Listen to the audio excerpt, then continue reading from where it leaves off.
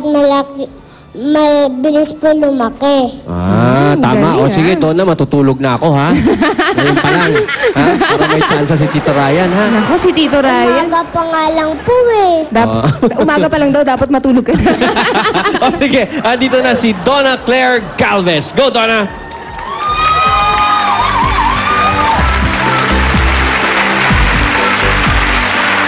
Mabuhay! My name is Donna Claire S. Galvez. I'm 5 years old from Pasay City. May kasabihan po tayo, ang batang kumakain ng kamatis ay kumikinis. Maraming salamat po.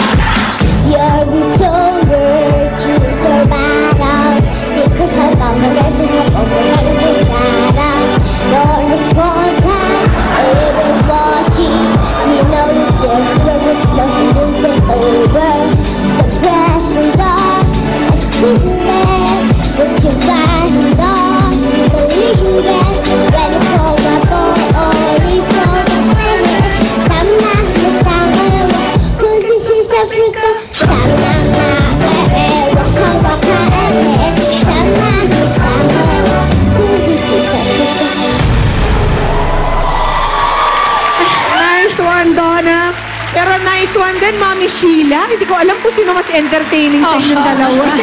Torn kami ni Pia kung kanino kami manonood. Kay Mami Sheila at kay Daddy Carlos. Kay Donna. Our Little Miss Philippines for today will receive 20,000 pesos habang ang non-winners will take home 5,000 pesos. Ito po muli ang ating mga Little Miss Philippines contestants for today. Contestant number 1, Alexandra Beatriz Veluz. Little Miss Philippines contestant number 2, Angela Maghanoy.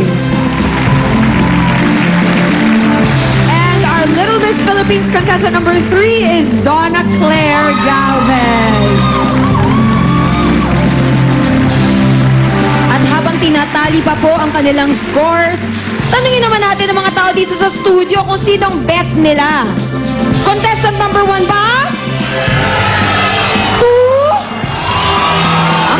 3! Ay, grabe. Nagtaas pa ng poster. Pia, ang tanong. Tignan natin kung tama ang inyong mga hula. Our Little Miss Philippines for today is contestant number...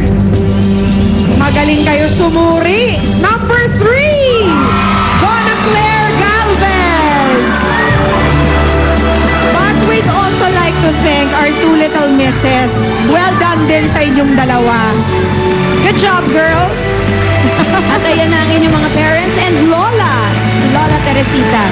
Ito po ay isang patunay na hanggat may bata, may Eat Bulaga.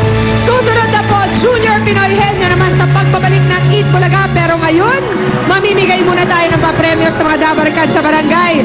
Jose, Wally, and Paolo. Sokpa! Where are you? Congratulations sa nilinis natin. Correct. At eto na nga ang Del Fabric Software panalo sa bangot papremyo barangay promo. Ang swerte-swerte naman ito dahil bukod sa Del Gift Pack, meron pa siyang 5,000 pesos. Congratulations sa iyo, Emma Nicodemus. Uy, ano ko taga Nicodemus yan, ito ko. At maswerte rito, nanalo nilang 5,000. Meron siyang gift pack mula sa Del washing machine with dryer. Ito na si Aneseto, hindi nakapula, at hindi nakadilaw. Nakaberde siya. Nakaberde! Congratulations, Emma and Elisito. Pumunta na kayo dito para makuha nyo yung premyo mula sa Del. Come on, guys. Ika na. Eto na, magbabalik kayo Bulaga. Susunod na ang mga henyo. Yes, tagisan sa galing sa pagkahenyo sa Junior Pinoy Henyo. Ang tagal mo magbaba. Baba kasi.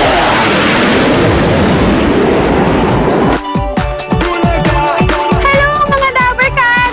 Andito ang Eat Bulaga sa Cebu para maghanap ng pambato sa sayawan dito sa Visayas! It's clean! I washed it!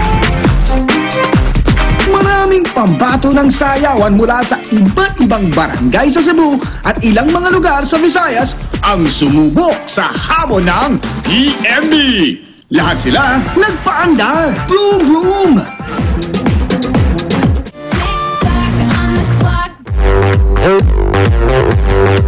Sino kaya ang magiging pambato ng Visayas?